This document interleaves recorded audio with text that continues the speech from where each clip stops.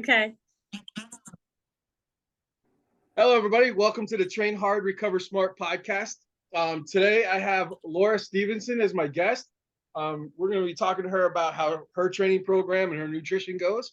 So, hey, Lora, why don't you tell us a little bit about yourself?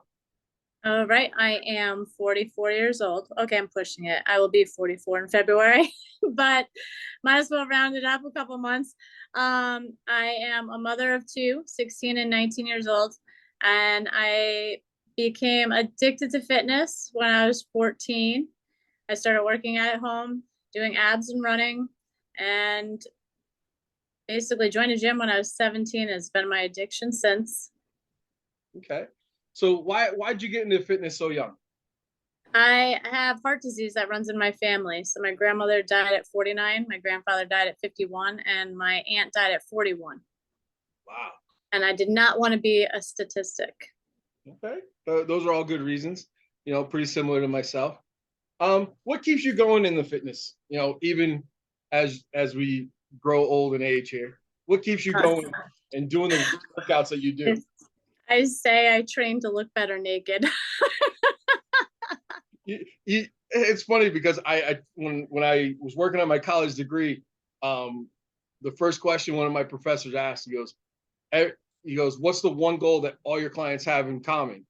And that was it. He goes, everybody just wants to look better naked. What your version of naked is, and how you want to look is different by everybody. So, I mean, if a lot of people haven't seen you or don't know you, the whole COVID thing, you started doing the whole workouts on TikTok and on Facebook, right? Yes. Okay. So why don't you go over like a typical workout schedule for yourself for each week? What do you normally do? I am in the gym. I'm a gym addict, so I'm in the gym anywhere from 2 to 3 hours. 20 to 30 minutes of that is cardio that I just started doing again. I haven't done cardio in a long time. About 15 minutes to a half an hour of abs. But otherwise, the whole remainder of my time is weights.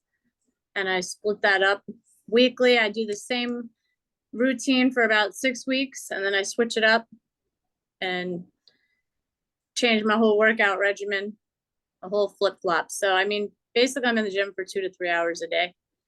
Okay. Now, during like your workouts during the week, do you focus on certain body parts each day, or is it like constantly full body? How's that go? So I'll split it up depending on my 6 weeks. I will do usually back and biceps one day, chest and triceps another day, shoulders and traps another day, legs and glutes another day, and then on a whole separate day, glutes and hips alone. Okay. Now, splitting up your workouts like that, is that, do you see really good results by doing that way? Where I've seen other people who do full body just 3 days a week. Yeah, I couldn't do that. I feel like everybody's different. I always have a motto that I live by: your body is a work of art, and it's up to you to create a masterpiece. So everybody has to find what works for them. It might take time, but like what one person does in the gym might work for them, but might not work for me. So I just do what I feel works for me. All right. I mean, I've done I've done them all. I've done the chest and tri day, the back and bi day, legs and shoulders, abs, an ab on an all ab day. I think I've done them all, and the split that you're talking about seems to be more beneficial for most people. But like you said, it's not for everybody. Right. With that workout routine, what's your diet like? And what's the biggest challenges that you see with nutrition for people? Well, I've never really had a challenge with nutrition. I've always tended to eat healthy. So my whole thing is I eat very small meals throughout the day. My body has kind of become trained to eat every 2.5, 3 hours. Okay. And it'll remind me, and my stomach starts burning. I'm like, okay. I literally carry a big cooler bag around with me. It has protein shakes in it, a cheese stick with low sodium wheat thin crackers, an apple, my God, a protein bar. Then I have the all natural Fig Newton bars, just random little things because I'm constantly on the go. I don't have time to sit and eat a lunch or anything during the day. So I eat on the go. When I'm at work, I'm eating while I'm working. It's just, I need stuff that I can just stuff in my face without using a fork and knife. Everything's got to be finger foods, right? That's right. Yeah, I mean, you bring up the fact always on the go, you know, and when people are on the go, some of them aren't as mindful as you are to pack that, you know, finger food basket or what your bag, whatever it was. What other recommendations can you give to people that are always traveling and always on the go or always busy or always moving, you know, instead of stopping at the fast food place? What are some recommendations that you would give? Well, if they can, I get my bag ready at night so that I'm not rushing around in the morning trying to scurry to throw things in a bag. So I have all my options laid out. I put them in my bag the night before, and then I have it with me during the day. I throw a big ice pack in there just to keep everything cold, bunch of bottles of water. If you can't do that, then there is no excuse, honestly. There are plenty of healthy options out there, even at gas stations. They sell protein bars. They sell like protein shakes and stuff. There's, you know, the yogurt mix, whatever, with the berries. They sell stuff like that at most gas stations too. I mean, there are healthy options. People, I feel, tend to choose what's unhealthy over it just because of the taste. But I mean, it's really, abs start in the kitchen. That's what I tell all my clients, from like your chest up, 80% of that work's in the gym. From your hips down, 80% of work's done in the gym. From your chest to your hips, 80% of that work is done with what you put in your mouth and, you know, what kind of food you're eating. You know, I can't tell you to do, you know, 500 crunches a day in 2 weeks you'll have a six pack. That's just not going to happen, you know. Right. So with everything, what's been one of, like, let me back up here. Your meal prep. How do you prep? Do you just do it every night, or do you sit down like one day and just meal prep everything for like bigger meals? Before I met my husband, I used to do meal prepping, but now I come home every night and I just make a healthy dinner. I don't really prep anything out for days in advance now. It's basically chicken, turkey, 90% lean burgers. I told him that he has to give me a little, and that's where I don't eat steak. I don't eat like fatty stuff. I eat fish on occasion. So he's very good with that. He eats what I make and he's happy with it. So I'm happy with it because we're both happy with, surprisingly, my cooking, first of all, but that everything I make is healthy. I just try to make it as healthy as I can.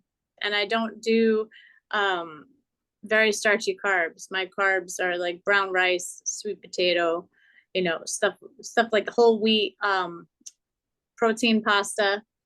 I don't use regular pasta.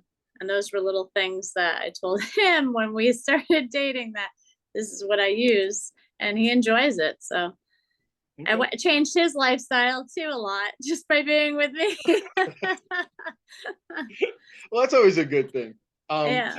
Just feeding off of that. How important is it to have a solid support system behind you? And I'm not talking like a cheerleader, somebody who's going to be like, oh, great job, and be eating a double cheeseburger from McDonald's on the side.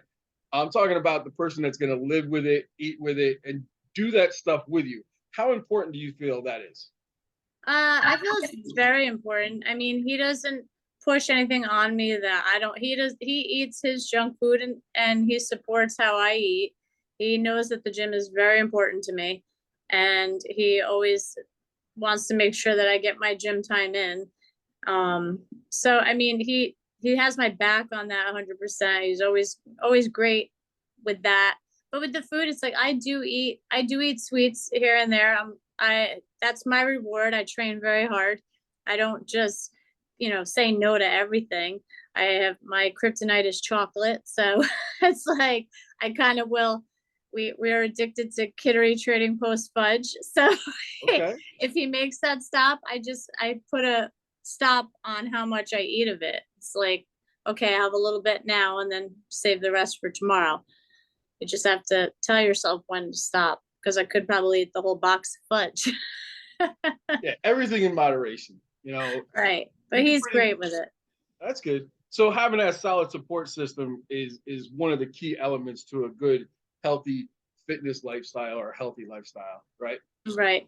Okay. So what's the best advice you've ever received in regards to getting to your fitness?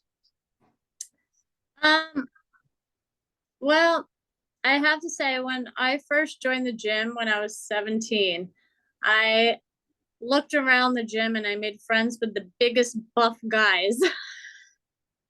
And it was them that taught me proper form, what to do, how to start out. They spotted me. So I felt that it's important to have someone that knows what to do to give advice, and not just some random person in the gym, because I've had people in the gym try to give me advice that had a big old pot belly and I had a six pack, and I'm like, I think you need to work on your keg before you start telling me about my six pack. But other than that, I mean, I had a great group of bodybuilders that just gave me a lot of good information, and I just took it and ran with it. So it was something that I wanted to do, and they helped me guide in that direction. Speaking of bodybuilding, if I remember correctly, you used to, do the whole bodybuilding circuit, right?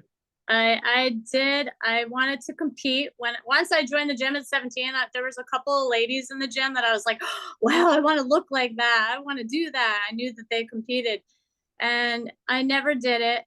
When I was about 29, I think my youngest was 3 years old, I saw a flyer for a competition, and I said, I'm going to do this. This is something I wanted to do. I've always done for everybody else. And I said, if I were to die tomorrow, did I do everything I wanted to do? And I said, no, I didn't. And I was like, I know I don't have the body of what I had at 19, 20. I was like, but I trained my ass off, and I know that I can do this. And I placed top 5 in the first few shows. In 2011, I won 2 first place trophies and my pro card. And I was kind of disappointed when one of the judges came backstage and told me that I should have had 2 pro cards, but they didn't feel it was fair because I already had won one. So I thought I was kind of robbed there. And I was like, that just kind of made me not want to do it anymore. But I did one more show just to keep the pro status in case I wanted to continue with it. I didn't. And then I decided, I was like, maybe I'll do it again when I'm 40. And then I turned 40 and never did it again. But I would like to do it again. It's just expensive. It gets pricey. It's a great, experience. It's fun. You get your body into like the best shape you can possibly get it in. So, it was a great experience. I wouldn't tell anybody not to do it. Everybody needs to, if they wanted to, they need to at least try it and see if they like it for themselves. But it is a subjective sport. Okay. But now, finally, for anybody that's listening to this or watching this, who's looking for some motivation and inspiration, what advice would you give them? Well, I recommend, first of all, regardless of what gym they're in, if they don't know what they're doing, to get a trainer, because that's very important. I see people lifting every single day wrong. I watched somebody doing lat pull downs yesterday tell her friend it's working her triceps. If you don't know what you're doing, get a trainer. And always remember, abs start in the kitchen. And what I said before, that your body is a work of art, it's up to you to create the masterpiece. And what is a masterpiece to you may not be to somebody else, but you have to be happy at the end of the day with yourself, with your results, and just never, ever give up. Everybody progresses at their own pace. Don't get frustrated if you hit like a plateau. That just means you have to change something up and see what triggers everything again to get the fat loss going or the muscles building. Just don't give up. Keep going. I like that. You know, you always got to keep moving forward. You always got to keep the process moving in the right direction. You know, Exactly. You may hit some little hiccups that might set you back, but you know, it's not all a matter of, you know, how bad it is. It's what we do after we have a little setback. You know, you got to get up and do it again and work a little harder. But I want to thank you for taking the time today and doing this with me and giving all the good advice that you gave and sharing your experiences for everybody. So again, thanks. Have a good day. Thank you. You too. Thank you. We hope you enjoyed that episode of Train Hard, Recover Smart. Today's sponsor is TNR Fit Supplements. The supplements that are designed by a trainer and are at a fair price. So after listening to the episode, subscribe to the podcast, and your first order, if you use the discount code of podcast, you'll get 10% off your first order. Again, Train Hard, Recover Smart, take supplementation. So try TNR Fit Supplements.